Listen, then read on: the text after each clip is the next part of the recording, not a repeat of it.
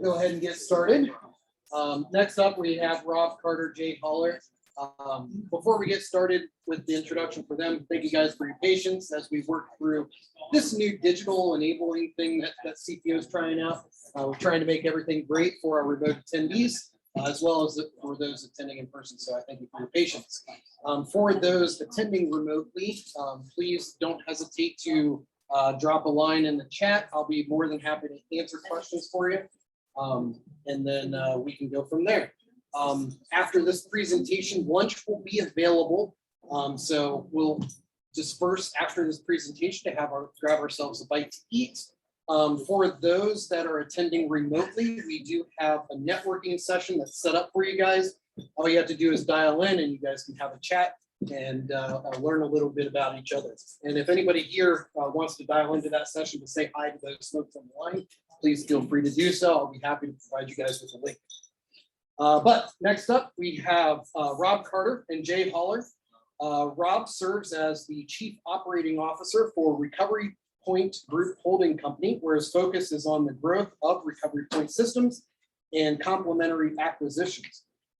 Prior to Recovery Point, Carter was the SVP of Product Architecture and Engineering for TierPoint. At TierPoint, Carter was responsible for the design and strategy of TierPoint's portfolio of products and services. Previously, he oversaw a national network of solution engineers that supported the company's sales team. Carter joined TierPoint in 2015 following the company's acquisition of Windstream Hosted Solutions, where he was Vice President, Cloud and Data Center Product and Marketing. He joined Windstream in 2008 as the Director of Managed Hosting Services. Prior to Windstream, Carter served as Director of Quality Assurance at Motricity and held key positions at SunGard and Inflow. He is also a veteran of the U.S. Air Force. Thank you for your service.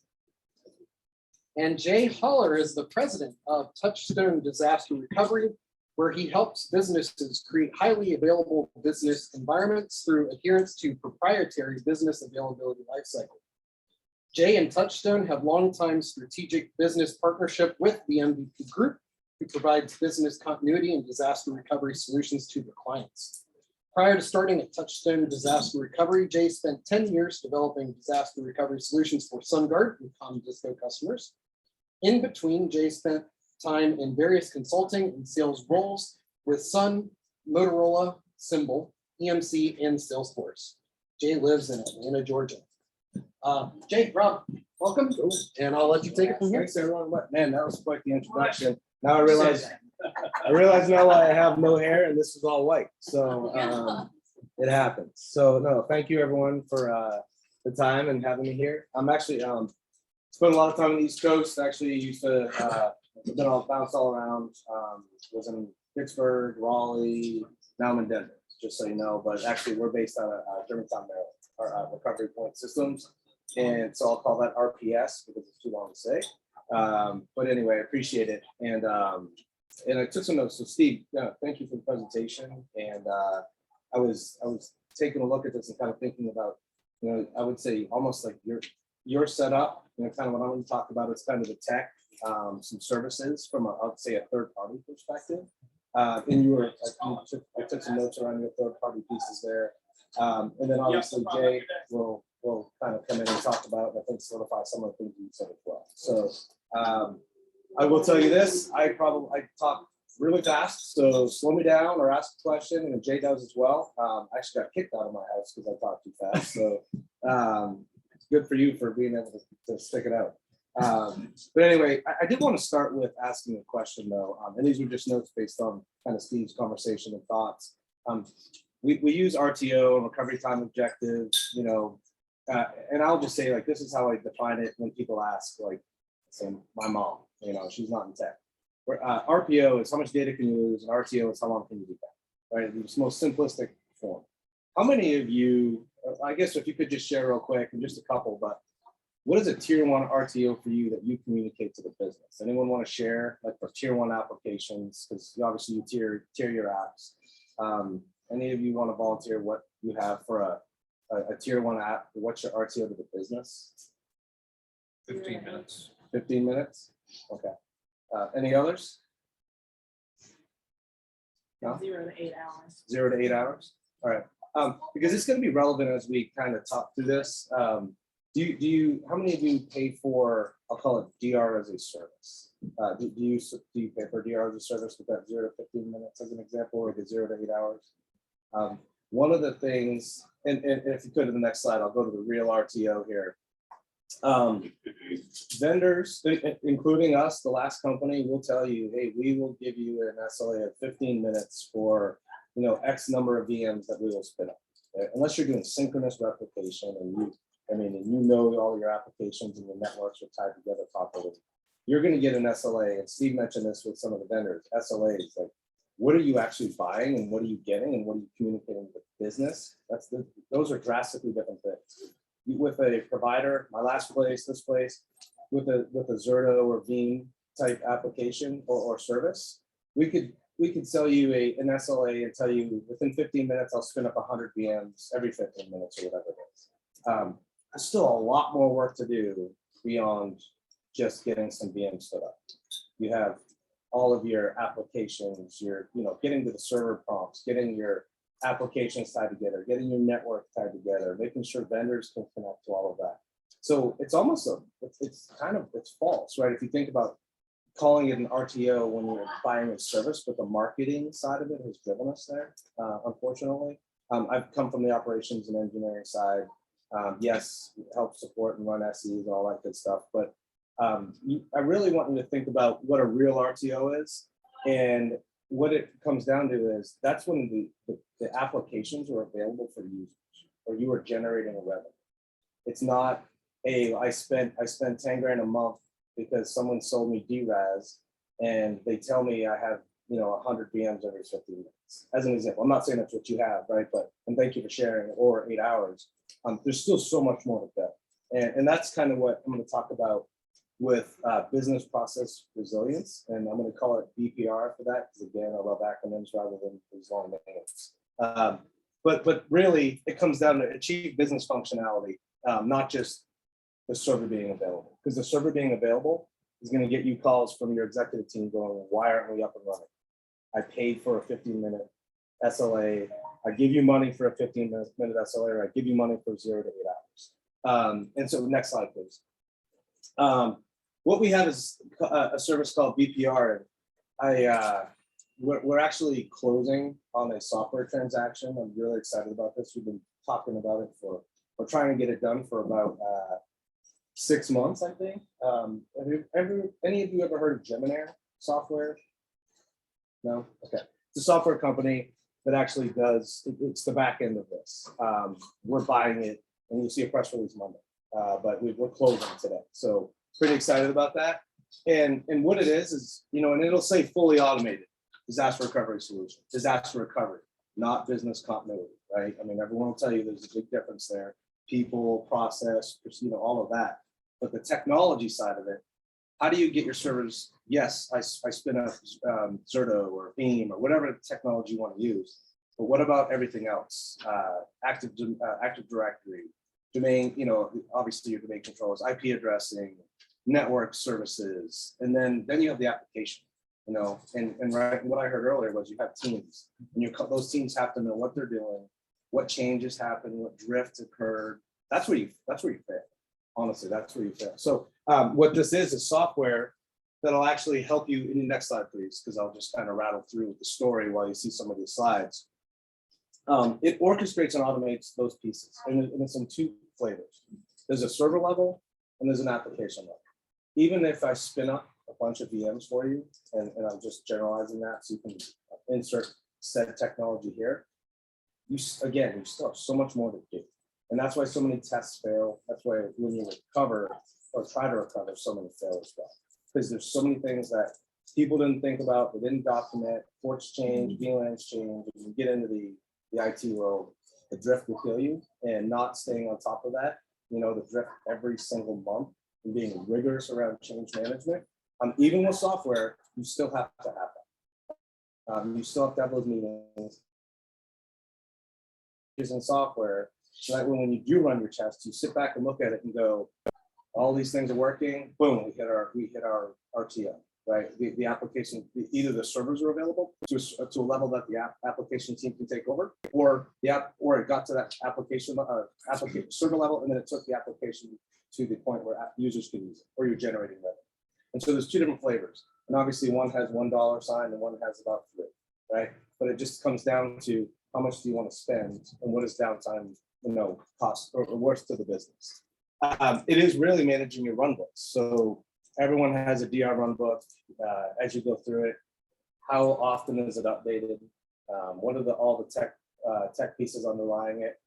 That is what this software does, right? And so again, we'll offer you mainframe, x86, you name it, all kinds of infrastructure. But this is the secret sauce. All of that stuff is great, but if it doesn't get you to the point where you can actually use it and you can meet your objectives, whether it's 15 minutes, whether it's 8 hours, or whatnot, like it's all for naught, and you're going to be having a bad conversation with the leadership team. And then you have to figure out, okay, what does it take? And you have to go through exactly what Steve just mentioned and what Jay's going to talk about, as far as actually figuring out where do we really stand and what do we really need to pay for to get this business up and running. Next slide, please.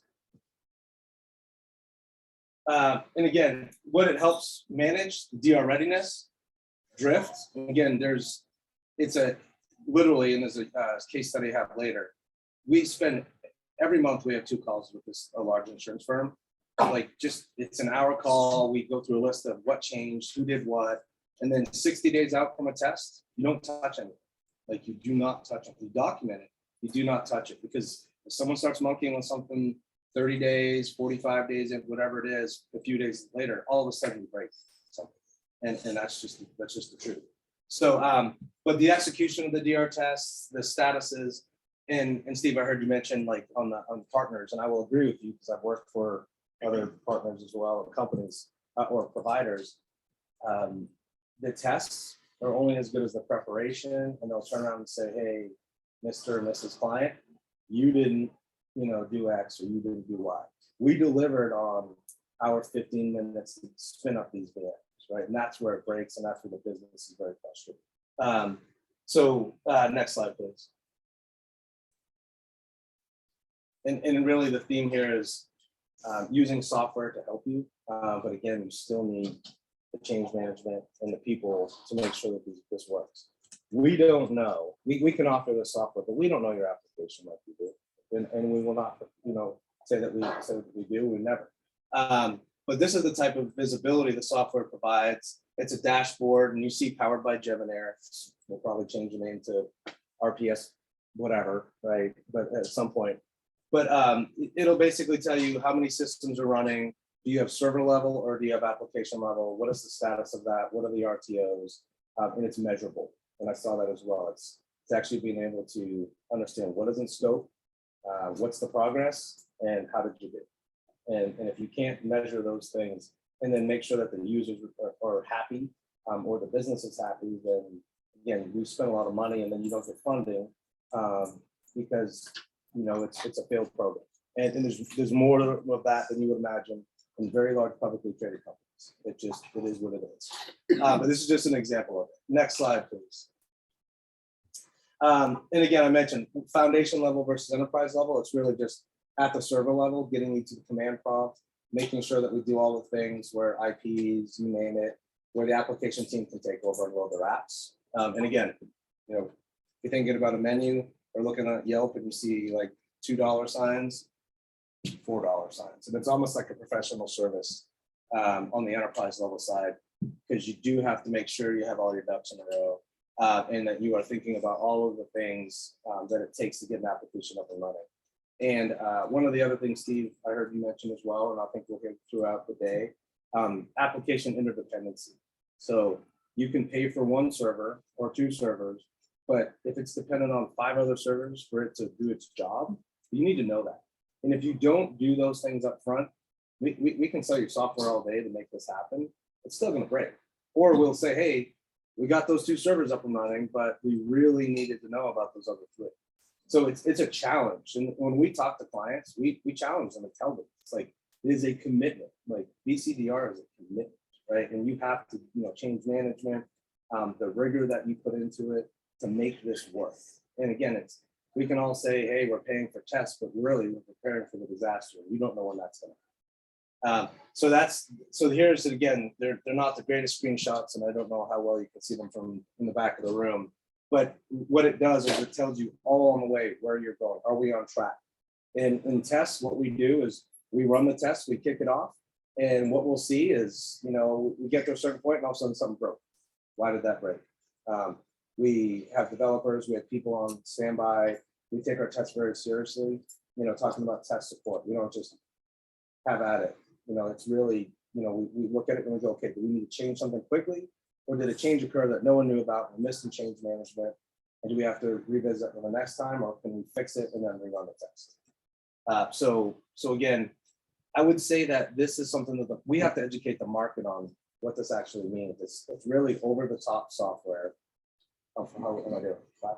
Over-the-top software on top of the infrastructure that you have. You could say, oh yeah, that sounds like more money. But really what this does is it doesn't display, it just like you talk about the project management and the people, what it does is remove the mistakes. You still have to have the people and the change management and the rigor of that throughout the month. And so this is why this is pretty exciting. And something that we see as, recovery point, we used to just talk about, oh, we'll sell you MIPS from a mainframe perspective, or power systems, or AIX, or x86 workloads. That stuff isn't really, again, what's going to make you successful. It's this piece. Unless you have a fully dedicated staff that really knows how to make sure that they can keep up to date on this, is constantly testing and able to deliver during a disaster, and you don't know what that disaster is going to be. A flood, COVID, you name it, whatever. So just something to think about. We really believe this is how you get to your real RTO of delivering to the business, rather than just what you bought from a DRAS perspective. Next slide, please. And this is just showing the universe of things that it does. It actually spans across not just things in our data center or your data center, but it'll actually span the hyperscaler clouds as well, because we realize they're there. Many companies in here are probably using, some legacy. They're using, most of our customers using legacy, and they're using hyperscale. And what happens when they have an issue? We had a client that got hit with ransomware not too long ago. They had stuff in AWS, our location, their location, SaaS. They couldn't figure out where they needed to go and what the threat landscape was. And so you really have to think about the bigger picture, and that's what this also does help with. Next slide, please. So here's the success story. I know marketing likes that, so I won't beat up on one of my former employers, but their name is there. They were a longtime client, and they use what's called HotSite. Steve, in your presentation, you had HotSite, really, which means synchronous replication at this point, or gear that's live. But if you talk about the legacy DR world, people probably still have HotSite contracts, so really it means cold site. You have gear on a piece of paper, and you hope they're going to deliver it all, and load CDs, data, whatever, and that doesn't work. And so what these folks had was a 96-hour test window. They never achieved it, ever. They had to recall some tapes. Took them longer than 96 hours to get some of their tapes back. And they had to load the tapes. Then, so it's just, it has evolved. You have to use the latest tech to get to the point where the business is really requiring and demanding at this point. So you see 13 hours, they're down to 13 hours. That's for every single, that's for every single tier. These were their SLAs. We're at 13 hours, they're done their test. They just ran one on their tier 1 apps. We delivered under 3. It was a little over 3 hours. But again, we spend a lot of time with it, and they do spend a good amount of money to make sure this happens. It's commitment. That's what it takes. The business wants to spend a lot of money on AI and big data and whatever you want to, cloud first. This keeps your business up and running. So this is a success story, and we continue to shave off minutes every time we move through this process. And you'll see a case study with the actual client name at some point. We're working with them right now, but it's a very large nationwide insurance company. So not nationwide, not nationwide. Yeah, I want to be clear on that. Not yet. So, but this is very real. It is very real and measurable. Next slide, please.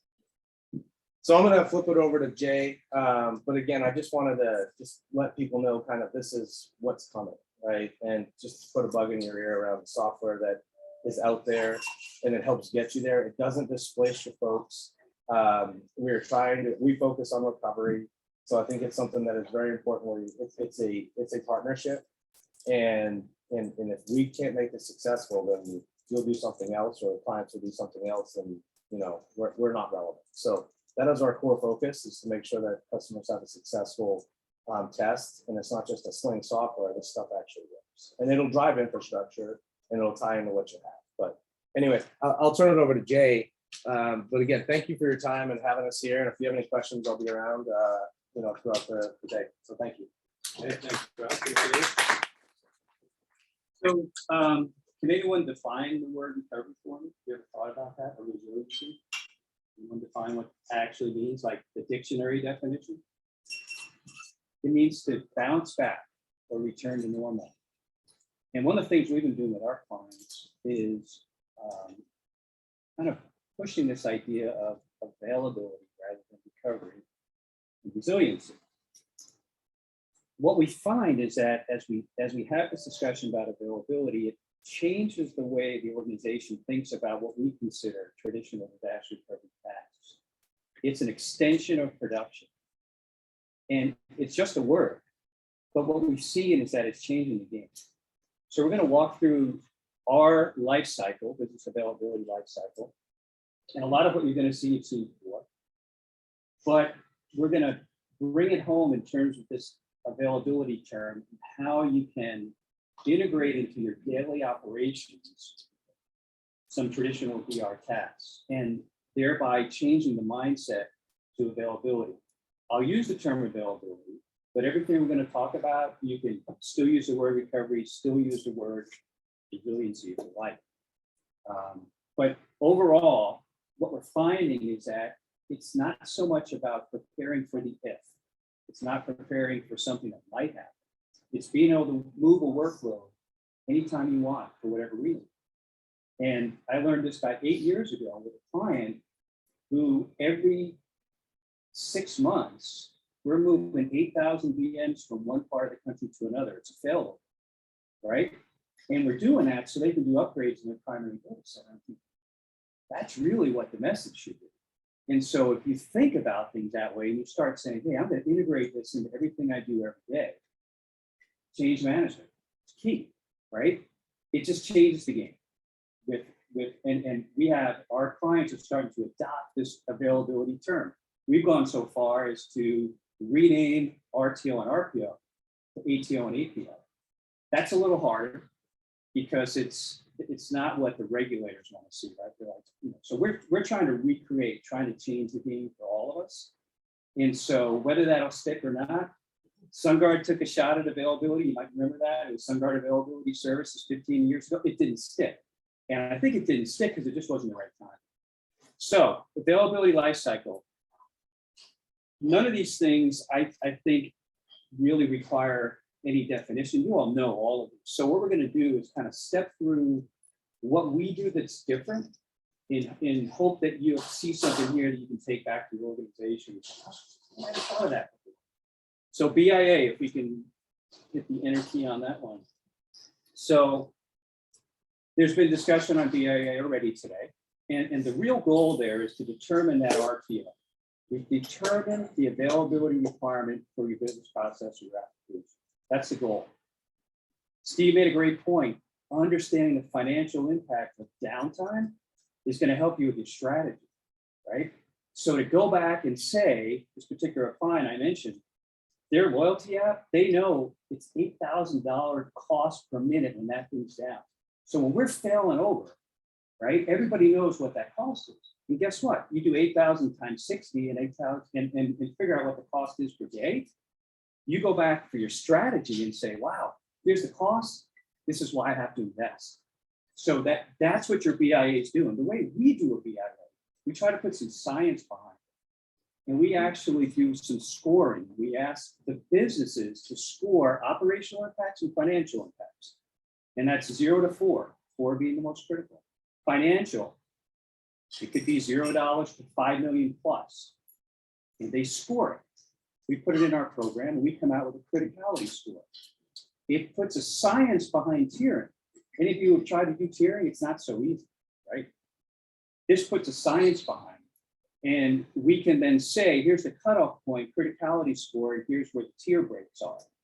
So a little bit different there. Now, we also start with the application dependency piece, next one, during the business impact analysis. There's probably nothing more difficult than the application dependency piece. And the larger the organization, the harder it is. Our experience, I don't care if you spend $4 million on filtration or $4,000 on device 42. At the end of the day, especially if you have a multi-platform environment, the software is not helpful. I call it squishyware. That is helpful. It's getting people in a room like this and talking through what those dependencies are. Because filtration is going to show this black box because it doesn't understand the protocol. And they're going to go, what's that black box? Oh yeah, that's our power box, or that's our ZOS box, right? But we found that the most effective way to do application dependency is just get the right people in the room and to have the discussion. Painful, yes. Manual, yes. And what you really want to be able to define, because as you're moving over to your procedures, you want to define what the compute platform is. What's that serving? What's that L part? If you can get there and understand downstream dependencies, upstream dependencies, and that underlying hardware that supports that app, I think you're golden. So that's application dependency mapping. So I'm going to stop there. Any comments on first of all, any comments on availability? Anybody completely disagree with that? I have a question. I see where you say identify and tier critical business services. Is there a trend that's moving from calling a business process now to a business service? And is that a more holistic approach to naming a process? So every organization has a different name for it. And so what we're finding, not necessarily a trend in one way or the other, but folks are saying, hey, because the applications are getting so complicated, it's, hey, let's look at this business level and the supporting applications that support supply chain. So different businesses call it different things. And so each one of our clients actually calls something different. But we are starting to see more and more, let's focus on the business level, because what happens is that it's almost like the application that has the highest availability requirement in an interdependent environment kind of sets what's the RTO for the overall business service. Generally, you say like in that interdependency of application map, what we'll see is a business service or business, business service, business application, whatever you want to call it. You could have one thing that's in tier 1, but one's in tier 4, and because you missed that, Exactly. you still want, they have to be pulled up. Yep. This is hard. This is hard. And we spend a lot of time with our clients trying to unravel this. And, we have some big environments that we do it, but it's critical. You have to do it. You really do. And ultimately, when we talk about availability, and I mentioned the idea of operationalizing some of these things that we consider traditional disaster recovery tasks, there's 2 of them. We believe in this idea of a system of record. And so the metrics that come out of this, so the business service, the application, the RTO, the dependency, that has to have a home. If you're going to operationalize what you're doing, if you're going to make a highly available environment, so whatever your ITSM solution you're using today, whether it's homegrown, CA, ServiceNow, Ivanti, whatever it is, this stuff needs to find a home there. And the way you operationalize all this starts with that. There's one place to look, and we believe that's the home. And we're doing a lot of work with ServiceNow. And speaking of cloud, so there's lots of other options, but you have to find it. You have to find that home.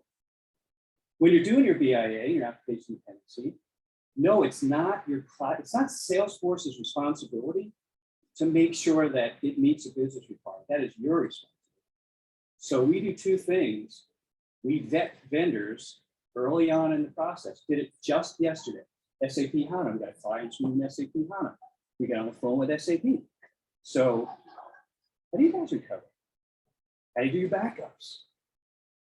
What's the SLA that you have with the organization? Because it better meet our RTO defined by the business. That is our job, right? That is not, it's with the vendor, they got it. That's dangerous. And same thing with the dependency. We had a conversation about the dependency of all these other applications that SAP had in the file. You have to understand that. Because at some point, you're going to be bringing that up in your environment. If you haven't identified it, testing, I'll hit on that in a minute because that gets very complicated. And I'll come back to the SAP example when we talk about testing. Next one up is recovery strategy. Steve did a great job. I'm not going to spend any time there except backups. So backups are a strategy. How do you do your backups? So we follow the 3-2-1-1-1-0 model. I think it was Vimo came up with it. I'm not sure, but it's a great model. RPS uses it, and I like it. It's 3 copies, 2 types of media, 1 offsite copy, 1 air gap copy. Air gap. I think we all know why. We're going to hear cybersecurity a little bit later. Notice the bullets, NIST. So that is a reference to where in the NIST framework that each of these phases fit. Okay, so NIST 834 happens to be the contingency part of NIST. NIST is a framework for cybersecurity. So just to call that out, that air gap copy is off net, and it's something you can restore to no matter, if your entire system environment is taken over, right? So the 0 is 0 errors. So 0 errors means you have to test to see if you have 0 errors. You gotta make sure your backups are good, right? And so part of what we do when we do testing is we make sure that you're gonna restore some files from your VTS, or you're gonna restore files from your Commvault or your Rubrik backup. How long does that take, right? And so that's part of, as you build your strategy, that you have to consider. And to add on to what Steve was saying too, there's this, now there's these PAS, IaaS, DRaaS, right? We're all hearing those terms, right? And what those really are is you're making a decision on how much of the environment you control. So PAS, IaaS, DRaaS, and each one of them says, we control this, we control that, and you're kind of saying, I'm going to let the vendor do this, and I'm going to do more of that. And that's what those are options, those are strategy options, right? And that we're all going to be faced with, and we need to understand what those are. Cool. Next one. So procedures. All this discussion, first off, it's a journey. And what Rob just talked about with BPR, that is where we ultimately want to take all of our clients. But to start, you got to have super solid procedures. Now, so what do we do different there? We believe, back to that system of record, you have your procedures that you operate against every day. You've got the incident management procedures, how to bring up a server, how to bring up this application. We believe your failover, availability, recovery procedures should be in the same place. The same in ServiceNow and Wiki, wherever you have your incident procedures. So because the number of times that we sat in an executive's office asking the question, when do we push the button? When do we fail over? You have your incident procedures, and then you have what we call triggers. So what's a trigger? So a trigger is, it's a predetermined list of questions. It says, how many users are affected? How many clients are affected? Is it our top tier applications? It's a guidance to say, we need to pull the trigger. It's time to fail over. And you're never going to capture all the triggers, but at least as you're going through it, and you're sitting in a room with executives and like, when do we pull the trigger? Well, all I can tell you is we did spend some time on these triggers, and it looks like we need to execute. And by the way, when you execute, the procedures for failover and recovery are right there. They're right there in the wiki list. They're there in the same place. Procedures roll up the plans. So DR plan, what is it? In our mind, it's short, it's concise, it is a checklist. And by the way, procedures are not written for people who know how to do stuff. Procedures are written for, and back to Steve's conversation about the teams. The person that you're going to need when it hits the fan is not going to be available. So you better have procedures that are well documented, step by step, that they can follow. The plan, the DR plan, is a checklist of those procedures. The days of here's all the different possibilities that we could run into, which will mean this or that. It's not something that's executable in the plan, and it doesn't belong there. 20-page DR plan. That's our goal. And the checklist has a link to the procedures that we just talked about. The procedures aren't there in the DR plan. It's a link. And most folks still put contact lists in plans. We work with HR. Once a quarter, HR spins off a department list and saves it in the cloud for us. And guess what? It's protected. Only certain people have access to it. And it's a link in the plan. You hit it, you got your contact list. So that's how we get to a 25-page plan. Everything in it is a checklist and it's executed. That's where we think plans need to go. And that's what we've been doing with our plans. I'm gonna pause. Questions? All right. So where do those plans need to reside? Guess what? Same place where we've already talked about with the rest of the information. Testing. Next one, please. Two types of testing. I would argue, so tabletop and technology. I would argue, tabletop, awesome. Do more tabletops. We get application people in the room and operations people in the room. And we walk through procedures. We walk through a plan. It's like, oh, I didn't know we did that.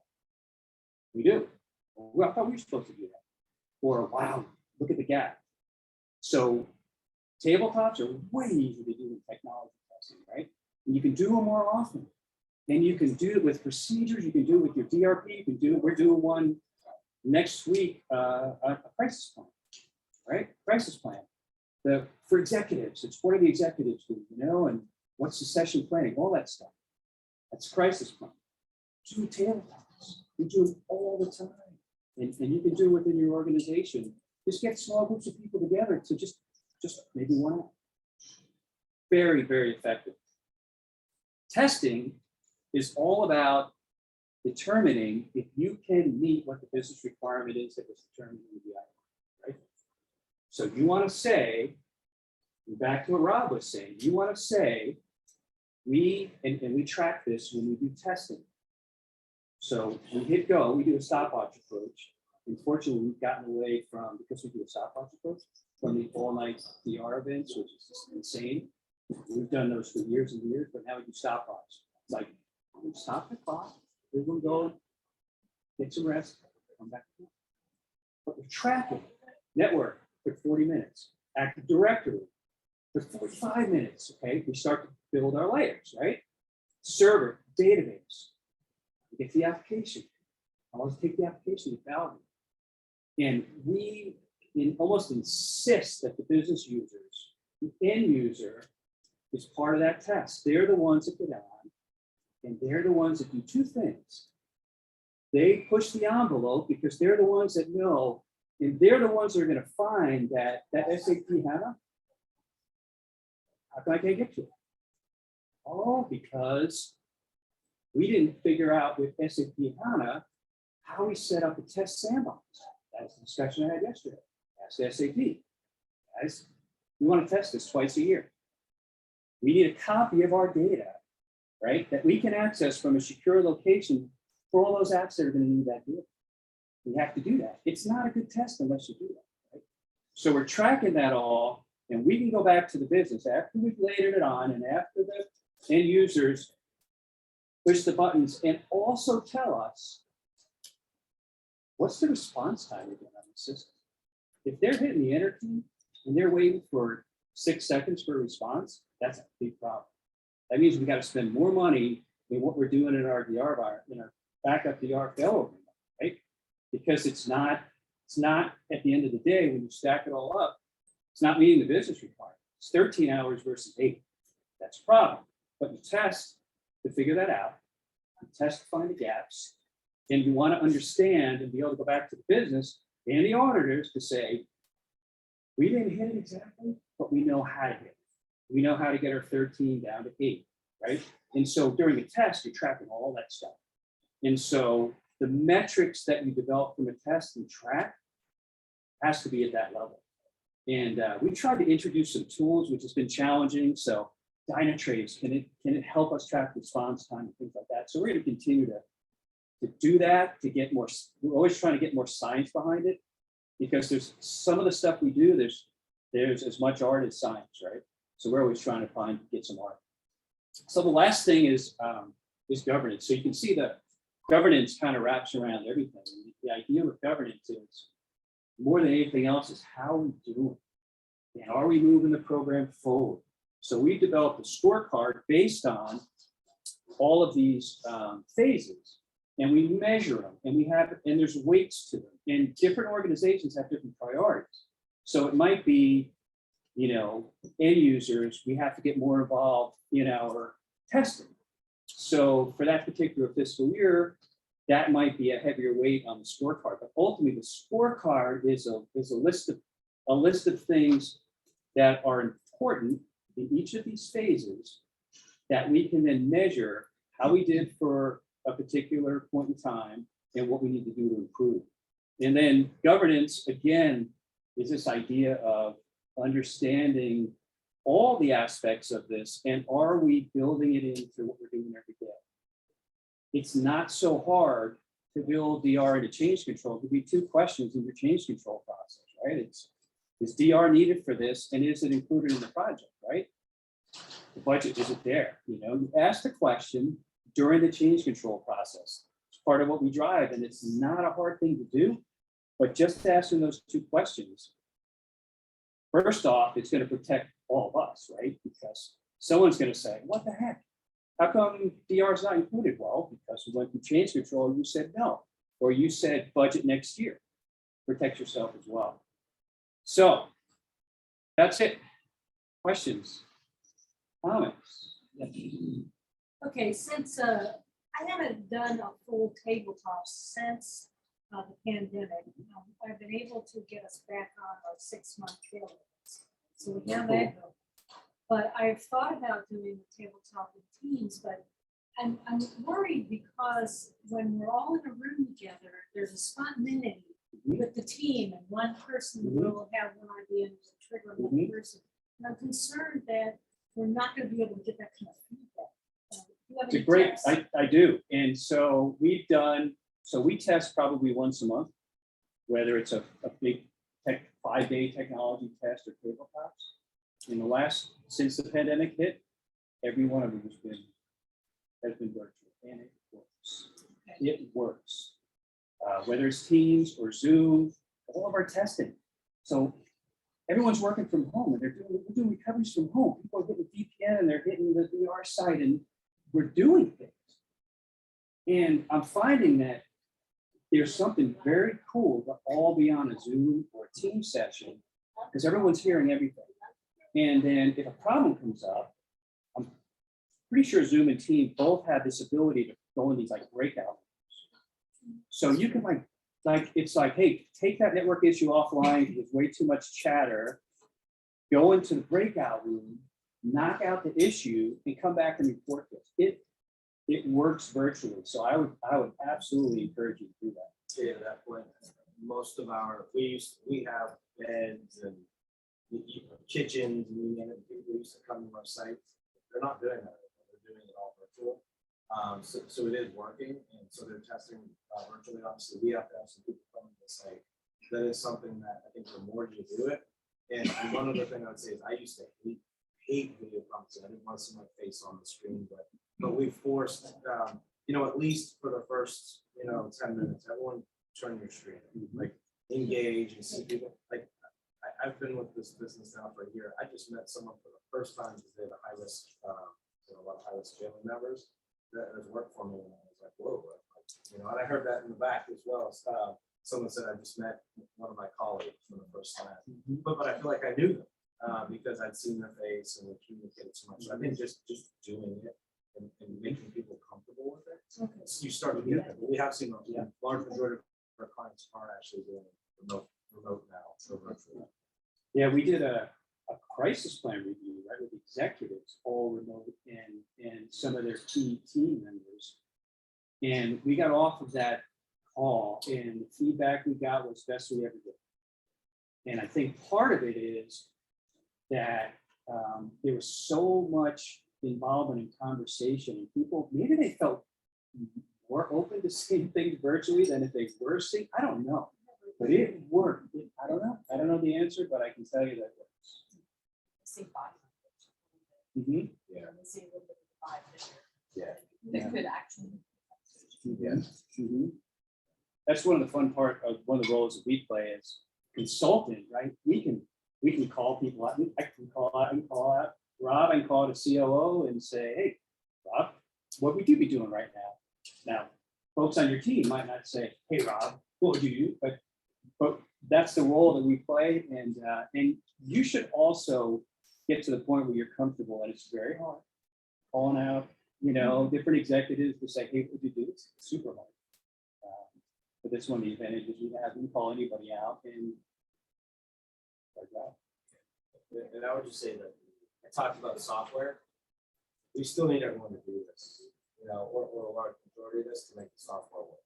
So I don't want you to think just because it automatically makes all this go away.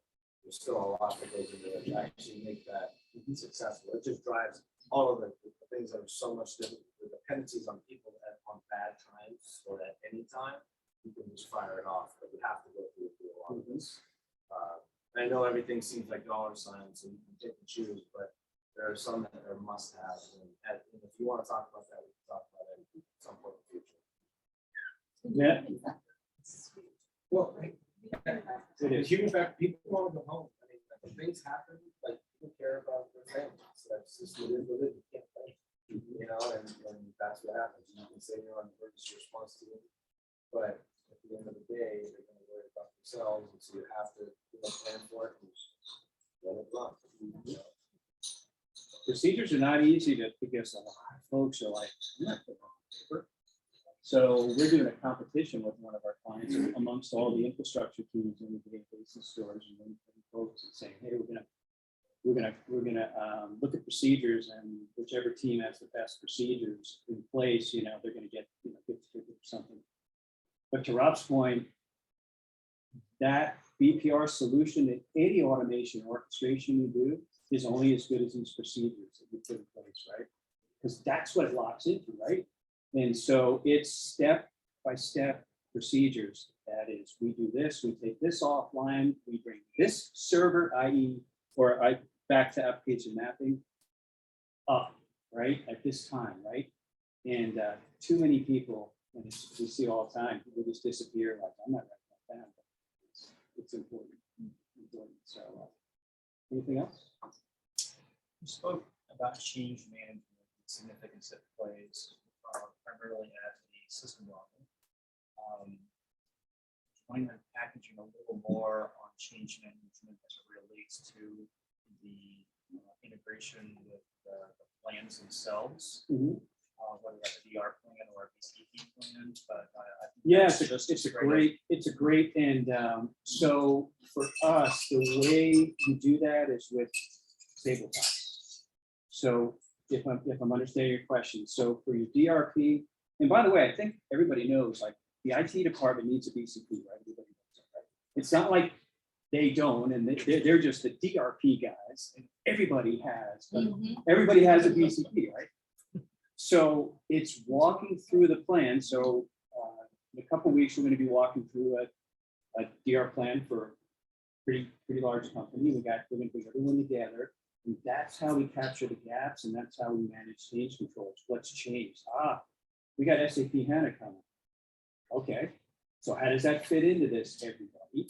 And then, you kind of work through the mapping piece, right? What is SAP kind of delivering to? What infrastructure is it hitting? What apps? And so the way we do that is through data path. And then certainly you don't want to find it out when you test, but you do. When you technology test, right? When you're kind of saying, oh crap, we forgot handle. The risk that I've observed is that if there are changes within the IT organization related to the systems, this does not get communicated out to the business. And whether you get into a test or actually into an actual execution of a plan, then all of a sudden that presents itself as pretty ugly because your RTOs potentially have been affected based on whatever changes you make to the systems. All of a sudden now they believe that RTO can be met based on their last experience and knowledge. Absolutely. So that's the gap. I think that it's so difficult to have to close is that siloed approach or siloed existence between IT and DCP and how to develop a change management process that reduces habits. It's a great point. And if we could go to the second to last slide, I'll show you our scorecard. Our scorecard helps in that. The scorecard is meant to be, I think it's the second to last. Oh, it's going to do this all the way through. The scorecard is meant to be a quarterly review with executives, right? And it's part of the governance process, right? And it's calling out things like, you can't see it, but you can see at least a semblance of it. And we're saying, part of the scorecard is, I had to have this difficult conversation with a client yesterday, Eric knows this, and I had to push back because executive engagement has gotten worse in the last 9 months.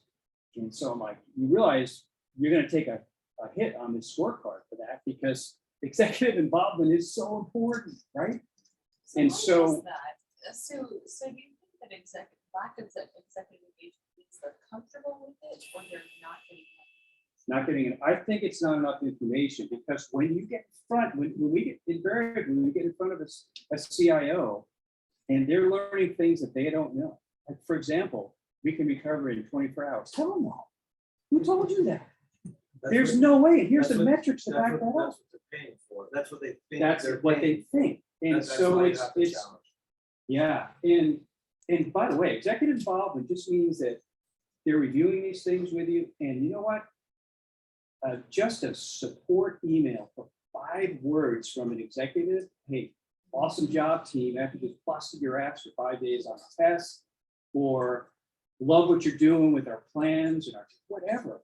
It makes a big difference. And just for the organization to know that the execs are involved makes a huge difference. And we have to keep pushing to get that messaging, I think, to the execs because and availability is kind of our way that we've been able to do that. Because it's, again, like it or not, it changes the conversation in that it makes it more front and center. It's not something that might happen. Might have disaster, right?